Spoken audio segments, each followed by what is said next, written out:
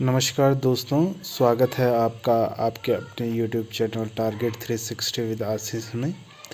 दोस्तों, हमने जो सीरीज़ शुरू करी थी कक्षा 12 केमिस्ट्री के लिए लॉन्ग क्वेश्चन आंसर, तो आज हम लेकर आए हैं इसकी अगली वीडियो, जिसमें दोस्तों हम इसमें कुछ प्रश्नों को हल करेंगे। दोस्तों, इस प्रश्न में हमें मोलरता ज्ञात करनी है, तो हमें सबसे पहले मोलरता पता होनी चाहिए। मोलरता पता होनी चाहिए भाई, है ना। मोलरता क्या है हमारे पास, तो ये दिए है, दिए गए विलेय के, अच्छा दिए गए ना लिखकर हम ये भी लिख सकते हैं, विलेय के मोलों की संख्या, है ना। विलेय के मोलों की संख्या, विलेय के मोलों की संख्या बटे विलियन का आयतन, है ना। तो विलियन के 1 लीटर आयतन में विलेय के मोलों की संख्या मोलरता कहलाती है ना। और इसको अगर हम फॉर्मूला लिखें तो ये इस तरीके से होता है, W p × 1000 upon M b into V, है ना। इसमें ml इतना हमें पता होना चाहिए। ठीक है। अब हमारे पास क्या क्या दिया है, उन्होंने बोला है कि ग्लूकोज का जलीय विलयन प्रतिशत में दे रखा है ना, 10% है। डब्ल्यू डब्ल्यू डब्ल्यू का मतलब होता है विलेय का भार, और ये वाला दूसरा वाला है विलायक का भार, नहीं विलयन का भार। तो इसमें अगर 10% है तो हम ये मान के चलते हैं जो विलेय का भार है, विलेय का भार है वो 10 ग्राम है, और इसमें जो विलियन का भार है वो कितना है, 100 ग्राम। अब इसमें इन्होंने हमें एक चीज और दी है, घनत्व 1.2 ग्राम ml मिलीलीटर इनवर्स। ठीक है। अब यहाँ पे अगर हम फॉर्मूला देखें तो हमें एक तो डब्ल्यू बी चाहिए, एम बी चाहिए और वी चाहिए। जो डब्ल्यू बी है वो विलेय का भार है, और हमें चाहिए विलियन का आयतन। अब सबसे पहले तो विलेय आयतन बराबर पता होना चाहिए कि आयतन कितना होता है ना। तो आयतन बराबर होता है, नहीं, सबसे पहले घनत्व बराबर, फॉर्मूला होता है घनत्व बराबर द्रव्यमान ए आयतन। ठीक है। अब हमें आयतन निकालना है, और द्रव्यमान और घनत्व हमारे पास है, तो हम क्या करेंगे, यहाँ इसको लेके जाएंगे और इसको नीचे लेके आएंगे। तो ये आयतन बराबर फॉर्मूला कुछ इस तरीके से बन जाएगा, द्रव्यमान बटे घनत्व। ठीक है। इतना समझ में आया आप लोगों को। ठीक है। अब आयतन निकालना है भाई, तो आयतन क्या होगा, इसका भार जो दिया है विलेन का वो कितना है, 100 ग्राम, और घनत्व कितना दे रखा है, 1.2, है ना। तो यहाँ से अगर हम चाहें तो इस दशमलव को हटाकर यहाँ जीरो बढ़ा सकते हैं, तो इसको ऐसे भी लिख सकते हैं, ऊपर एक जीरो बढ़ा दी और नीचे सिर्फ ये 12 हो जाएगा। तो ये आ गया हमारा ml में आयतन। अब हमें एक और चीज चाहिए, क्या चाहिए हमें, MB चाहिए, विलेय का अणुभार। तो इसको निकालेंगे, विलेय का अणुभार। तो विलेय का अणुभार यानी MB कैसे निकालेंगे, उसके लिए तुम्हें विलेय का अणुसूत्र पता होना चाहिए, फॉर्मूला, है ना। तो ग्लूकोज का क्या होता है, C6H12O6, है ना। कार्बन का 6 परमाणु है और एक का 12 होता है, तो 12 से गुणा कर देंगे। हाइड्रोजन 12 है और एक हाइड्रोजन का भार कितना होता है, एक होता है परमाणु भार। ऑक्सीजन 6 है और एक का होता है 16, तो यहाँ से इसको ऐड कर लेंगे, 12×6 = 72, 12 × 12 12 प्लस 16×6 = 96, इन सबको जोड़ देंगे तो ये 180 आ जाएगा भाई, है ना। इसको जोड़ लो, 180 आएगा। ठीक है। अब क्या करना है, हमें फॉर्मूला लिखना है, M W b × 1000 upon M b into V. इन सब वैल्यूज को रखेंगे तो डब्ल्यू बी हमारे पास 10 है, ये 1000 है। ठीक है। और ये हमारे पास कितना है, MB 180 गुणा 1000/12, 1000 से 1000 कट जाएगा, इस जीरो से ये जीरो कट जाएगा, और ये जो 12 है ना नीचे है बटे में, ये ऊपर चले जाएगा, ये बटे के बटे में, तो ये आएगा हमारा यहाँ पे। तो ये कुछ इस तरीके से हो जाएगा, 12/18। तो ये जगह 6 दूनी 12, 6 तियां 18, 2/3। तो इस 2/3 को भी हम डिवाइड करना है, तो क्या करो, 3 से दे दो, 2 को भाग। तो ये जाएगा नहीं, हम क्या करेंगे, दशमलव लगा देंगे, तो ये 20 हो जाएगा। और फिर 6 तियां 18, फिर यहाँ पे 2 बचेगा, फिर हम दशमलव लगा रखे हैं तो जीरो बढ़ा सकते हैं, इस तरीके से ये 0.6666 ऐसा आता रहेगा। तो हम इसको लिख सकते हैं 0.666, है ना, मोल प्रति लीटर। तो ये सूत्र मात्रक हो जाएगा इसका मोलर तक, है ना। इसको ऐसे भी लिख सकते हैं, मोल लीटर इनवर्स, है ना। ठीक है, समझ में आया। ये अगला प्रश्न नहीं है हमारे पास, टॉपिक है वाष्प दाब में आपेक्षिक अवनमन, है ना। इसको हम समझ लेते हैं क्योंकि इसमें मुझे क्वेश्चन तो मिला नहीं, लेकिन ये आ सकता है ना। और सीधा सीधा ये पूछ लेगा कि वाष्प दाब में आपेक्षिक अवनमन क्या होता है, या वाष्प दाब में आपेक्षिक अवनमन के लिए व्यंजक ज्ञात कीजिए, है ना। या हम तीसरा प्रश्न ये हो सकता है कि वाष्प दाब में आपेक्षिक अवनमन से विलेय का अणुभार ज्ञात कीजिए, है ना। तीन प्रश्न हो सकते हैं, आप लोग चाहे तो नोट कर सकते हैं। वाष्प दाब में आपेक्षिक अवनमन क्या होता है, पहला प्रश्न। दूसरा, वाष्प दाब में आपेक्षिक अवनमन के लिए व्यंजक ज्ञात कीजिए। तीसरा, वाष्प दाब में आपेक्षिक अवनमन की सहायता से विलेय का अणुभार ज्ञात कीजिए। ठीक है, तो इसको क्या करना है, सबसे पहले इसको समझना है ना। यहाँ पे दो डायग्राम आप लोगों को दिख रहे होंगे। एक पहला विलायक है हमारे पास, है ना, और ये विलायक का डायग्राम है। तो इसमें हमें ये बता रहा है कि हमें इसमें विलायक के अणु दिख रहे हैं ना, और ये जो छोटे छोटे कण दिखाई दे रहे हैं, ये वाष्प में परिवर्तित हो गए, है ना। अब यहाँ पे क्योंकि पूरी तरीके से विलायक था, और हमने जब इसको गर्म किया, तो क्या हुआ कि इसमें विलायक के अणु वाष्प में बदल गए, और जो वाष्प में बदल गए वो नीचे की ओर एक दाब लगाएंगे, जिसे हम वाष्प दाब बोलेंगे। ठीक है, अब हम इस तरफ वाले डायग्राम में देखेंगे, तो इसमें हमने एक अवाष्पशील अवाष्पशील विलेय मिलाया है ना। अवाष्पशील विलेय का मतलब होता है जो आसानी से वाष्प में परिवर्तित नहीं होता, है ना। तो ये जो लाल लाल आपको कण दिखाई दे रहे हैं वो अवाष्पशील विलेय है। अब इसके कारण से क्या होता है, जब हम इसको गर्म करते हैं, तो गर्म करने से जो ये लाल कण है अवाष्पशील विलेय के, वो वाष्प में परिवर्तित नहीं होते। सिर्फ क्या होता है, विलायक के कुछ कण परिवर्तित होते हैं। आप लोग यहाँ पे देख रहे होंगे जो विलायक के कणों की संख्या है वो दूसरे वाले की तुलना में कम, और क्योंकि ये कम कण वाष्प में परिवर्तित हुए हैं, तो वाष्प दाब में भी क्या होगी, कमी होगी। तो वाष्प दाब में कमी को ही अवनमन कहा जाता है ना। ठीक है, वाष्प अवाष्पशील विलयन मिलाने से विलयन के वाष्प दाब में कमी आती है, और इसी कमी को हम वाष्प दाब में आपेक्षिक अवनमन कहते हैं। ठीक है, समझ में आया। ठीक है, आगे हम इसको लिखेंगे कैसे, तो इसको लिखेंगे, जब किसी वाष्पशील विलायक में अवाष्पशील विलेय मिलाया जाता है, तो विलयन के वाष्प दाब में कमी आ जाती है, जिसे जिसे वाष्प दाब में आपेक्षिक अवनमन कहा जाता है। ठीक है, ये हमारी डेफिनेशन हो जाएगी किसके लिए, वाष्प दाब में आपेक्षिक अवनमन के लिए, है ना। यदि हमारे पास सिर्फ एक नंबर में परिभाषा लिखने के लिए आता है, तो हमें सिर्फ इतना लिखना है, और ये दो डायग्राम बनाने हैं ना। ठीक है, अब यदि ये बोला जाए कि हमें वाष्प दाब में आपेक्षिक अवनमन निकालना है, तो हम क्या करेंगे, इसको आगे लिखेंगे, है ना। तो हम लिखेंगे, यदि किसी वाष्पशील विलायक ए में अवाष्पशील विलेय बी मिलाया जाता है, यहाँ पर, ठीक है, तो नहीं, तो नहीं लिखेंगे, मिलाया जाता है। यहाँ पे यदि काट के हम माना लिख सकते हैं ना, माना, है ना। फिर लिखेंगे, यदि विलायक ए का वाष्प दाब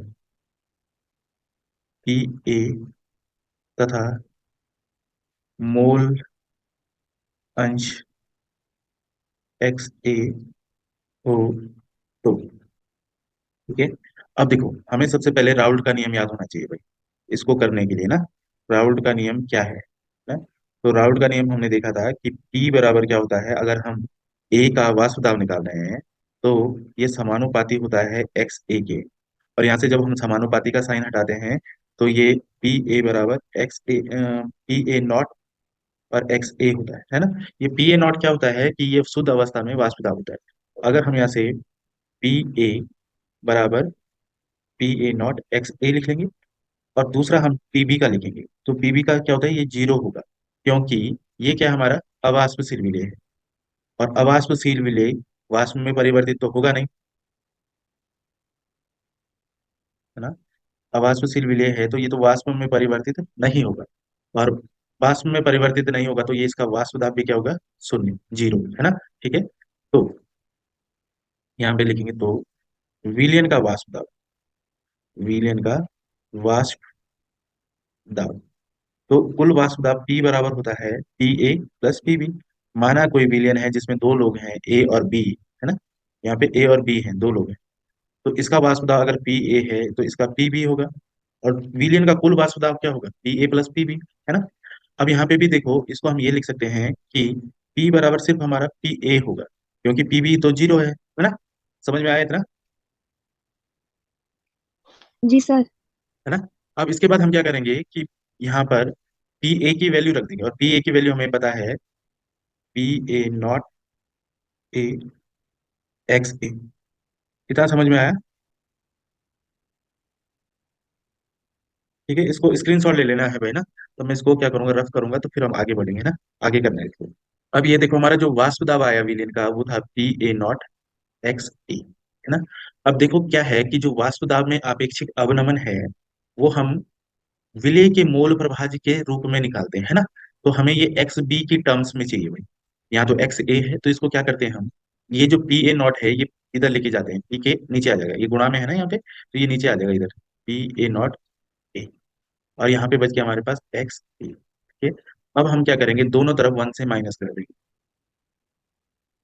ऐसा क्यों करते हैं, क्योंकि हमें पता है कि अगर कोई विलियन दो लोगों से मिलकर बना है, ए और बी, तो इनके मोल प्रभाज का अगर हम सम निकालें, अगर इनका मोल प्रभाज या मोल अंश अगर हम दोनों को जोड़ दें तो वो वन के इक्वल टू होता है। और अगर हमें एक्स बी निकालना है तो हम ए को इधर भेज सकते हैं, तो एक्स बी बराबर क्या हो जाएगा, वन माइनस एक्स ए, या जीटा ए, है ना। एक्स जीटा बी बराबर वन माइनस जीटा ए, है ना। ठीक है, तो हम यहाँ पे वन माइनस एक्स ए ला दिया हमने, तो इसकी जगह हम क्या लिख सकते हैं, एक्स बी। ठीक है, और इसकी मल्टीप्लाई यहाँ कर लेंगे, तो ये हो जाएगा पी ए नॉट, है ना, वन के साथ होगी तो ऊपर हो गया, माइनस पी, और अपॉन में पी नॉट ए। तो ये हमारे पास वाष्प दाब में आपेक्षिक अवनमन के लिए व्यंजक। यहाँ पे हमें दो तीन चीजें लिखनी है, जैसे P A not minus P, ये क्या है, तो ये है वाष्प दाब में अवनमन, है ना। जो वाष्प दाब में कमी आई है उसको ये बताता है ना। ठीक है, अवनमन। दूसरा P not A minus P, फिर अपॉन में पी नॉट ए, ये बताता है वाष्प दाब में आपेक्षिक अवनमन। ठीक है, तो जो आपेक्षिक अवनमन है वो ये है। आपेक्षिक का मतलब होता है किसी के साथ तुलना करना, है ना, उस कमी की तुलना करना। तो कमी तो हमारे पास ऊपर है, P A not minus P, ये वाष्प दाब में कमी है। तुलना किससे कर रहे हैं, पी नॉट ए, यानी जो विलायक का पहले वाष्प दाब था उसके उसकी तुलना में इसमें कितनी कमी हुई, है ना। और बराबर में एक्स बी, तो एक्स बी भी लिखना है कि एक्स बी क्या है, तो ये है विलेय का मोल अंश, विलेय का मोल अंश।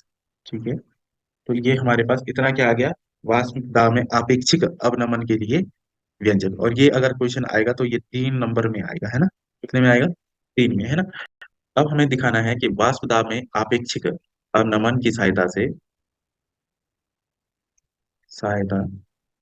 से विलेय का अणुभार ज्ञात करना, विलेय का अणुभार ज्ञात करना, ये हमारे पास अगला टॉपिक है। ठीक है, आसान सा है। विलेय के वाष्प दाब अवनमन को हमें हमने लिख लेना है।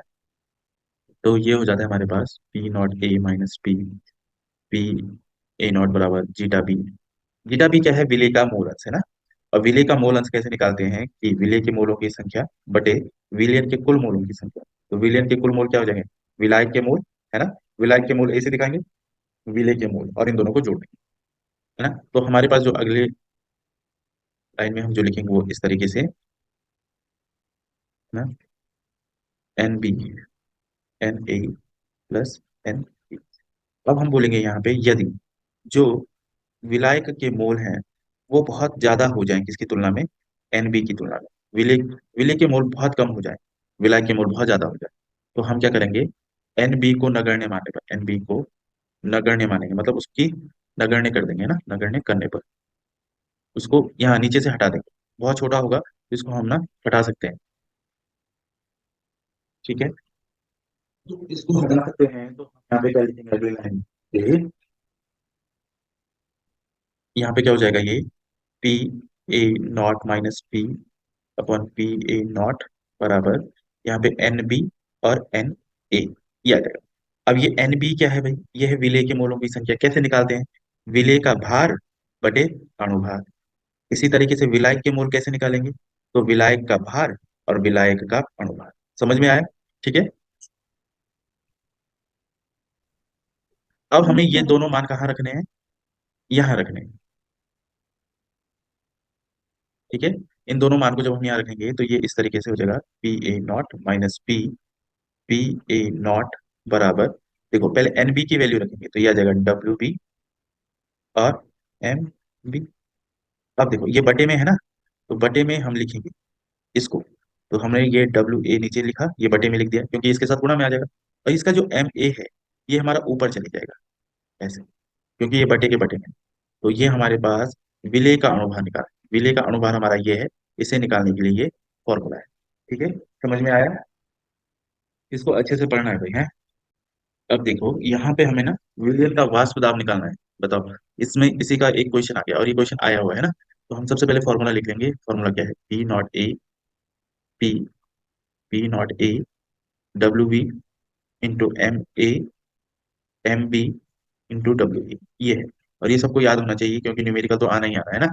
अब इसमें देखो क्या क्या चीजें दी है ना, तो हम देखेंगे विलियन, पानी का वाष्प दाब, पानी का वाष्प दाब दिया है भाई, पानी का वाष्प दाब, पानी का वाष्प दाब यानी विलायक का वाष्प दाब, और विलायक के वाष्प दाब को कैसे लिखते हैं, पी ए नॉट कितना है 17 एम, ठीक है। अब हमें दिया है 50 ग्राम पानी में, यानी विलायक का भार दे रखा है, विलायक का भार, ठीक है। विलायक का भार क्या होता है, डब्ल्यू ए, कितना है 50 ग्राम। अच्छा अब यहीं पे हम विलायक का अणुभार निकालेंगे, विलायक का अणुभार, ठीक है। और विलायक क्या हमारा पानी, तो पानी का कितना होता है याद कर लो फटाफट, है ना, याद होना चाहिए बिल्कुल, है ना, बार बार निकालने की जरूरत ना पड़े। जैसे ऑक्सीजन 16 है ना, होता है ना परमाणु भार, और यहाँ पे हाइड्रोजन 2 है तो 2 गुणा गया 1, तो कितना हो गया 18, है ना, 2 + 16 18, तो ये 18 ग्राम मोल इनवर्स, ये यूनिट है अणुभार की, ठीक है। अब 3 ग्राम यूरिया, यानी विलेय का भार दे रखा भाई, विलेय का भार, इसको हम एम ए लिखेंगे, विलेय का भार, ये हो जाएगा हमारा डब्ल्यू बी, विलेय को बी से लिखते हैं, है ना। तो ये आ गया हमारा 3 ग्राम। अब हमें विलेय का अणुभार चाहिए, विलेय का अणुभार ये दिया है ना, यूरिया है ना, और यूरिया के लिए अणुभार यहाँ पे देखो दे रखा है, अणुभार या मोलर द्रव्यमान एक ही बात होती है, दिया है ये कितना है, ये होगा हमारा एम बी, ठीक है। और ये दे रखा है 60 ग्राम मोल इनवर्स, ठीक है। सारी चीजें हो गई। अब इसको निकालना है, हमें निकालना है पी निकालना है भैया, है ना, हमें निकालना है विलियन का वाष्प दाब, विलियन का वाष्प दाब, ये पी निकालना है भैया हमें, है ना। और इस पे लगा लो क्वेश्चन मार्क, ठीक है। अब यहाँ पे फॉर्मूला लिखेंगे, P not A minus P, P not A बराबर W B M A dub M B into W, ये फॉर्मूला है। जो चीजें दे रखी है उसको फटाफट से रखेंगे, तो देखो पी नॉट ए कितना दे रखा है 17, पी निकालना है, पी नॉट कितना है 17 बराबर, डब्ल्यू बी कितना दिया है, डब्ल्यू बी ये है 3, है ना, एम ए, एम ए रखना है ना हमें, तो एम ए ये है कितना है 18, ठीक है। और फिर क्या रखना है एम बी, एम बी कितना है हमारे पास, विलेय का अणुभार 60, ठीक, गुणा अब चाहिए हमें डब्ल्यू ए, डब्ल्यू ए कितना है 50, ठीक है, ये आ गया भाई। इसको क्या करो, देखो 3 से इसे काट सकते हैं, 20 बार कट जाएगा, ठीक है। इसको भी काट दो, 9 2 9 में 18, ये 10 बार कट जाएगा। अभी 17 की गुणा ऊपर करनी है ना, ये 17 ऊपर चले जाएगा, देखो 17 माइनस पी बराबर 17 गुणा गया 9, और नीचे हमारे पास ये देखो, ये 10 बचा हुआ है, ये 50 है ना। 10 गुणा गया 50। ठीक है। अब इसकी गुणा करनी है तो ये 500 हो जाएगा। 17 माइनस पी बराबर कितना आ गया हमारे पास, ये 500। और ये आ गया हमारे पास 17 गुणा गया 9, तो 170। 17 गुणा गया 9 गुणा कर लो, 7 9 63, 6 हासिल, 9 9 और 7 6, और 7 63, 6 9 1 9 और 6 15, 153 है ना। 17 माइनस पी बराबर 100। हमारे पास जो आया था 17 माइनस पी बराबर 153 बटे 500 है ना। 500 से हम भाग दे रहे थे 153 को, तो 153 हमने क्या करा, ये तो जाएगा नहीं तो दशमलव लगा रहे थे, जीरो बढ़ा दिया, अब ये 1530 हो गया ना। 3 से गुणा करेंगे तो 500 के साथ गुणा करेंगे तो ये 1500 हो जाएगा। ठीक है। तो यहाँ पे हमारे पास कितना बच गया, 30 है ना। अब हमने दशमलव लगा रखा है तो ये जीरो तो बढ़ जाएगा, पर अभी भी नहीं जाएगा। तो इसलिए एक और जीरो बढ़ाने के लिए हम यहाँ पे जीरो लिख देते हैं, तो ये 3000 हो जाएगा। और 500 से जब हम इसके साथ गुणा करेंगे 6 के साथ, तो ये तब 3000 हो जाएगा। तो ये पूरी तरीके से कट जाएगा। अब हमारे पास कितना आया है, ये आ गया हमारे पास 0.306, और ये है 17 माइनस पी। हमें पी का मान ज्ञात करना है, तो हम क्या करेंगे, पी को यहीं रखेंगे, ये माइनस भी यहीं रहेगा। 0.306 माइनस 17 है ना। अब हमें क्या करना है, 17 में से माइनस करना है कितना, 0.306 है ना। माइनस करेंगे तो देखेंगे हम यहाँ पे कैरी ले लेंगे, तो ये पहले 9, ये 9 और ये 10 हो जाएगा है ना। 10 में से 6 जाएगा तो 4 बचेगा। 9 में से 0 जाएगा, 9 बचेगा। 9 में से यहाँ 3 जाएगा तो 6 बचेगा। और ये तो 16 रह गया ना। क्या समझ में आया कैसे माइनस हुआ। तो ये आ गया हमारे पास 16.694। अब यहाँ पे ये देखना है कि जो ये 17 है ये बड़ा है, और इसका साइन माइनस है तो ये माइनस आ जाएगा। और यहाँ पे हमारा पी भी क्या है, माइनस में, तो अगले उसमें क्या हो जाएगा, ये जो माइनस है ये दोनों क्या हो जाएंगे, प्लस हो जाएंगे। तो जो विलियन का हमारे पास वाष्प दाब आया है ना, वो कितना आया है, 16.694। और इसकी यूनिट लिख देंगे mm, जैसे इसकी है ना यहाँ पे mm लिखा हुआ, उसी तरीके से सेम यूनिट लिख लेंगे। ठीक है, समझ में आया है इतना।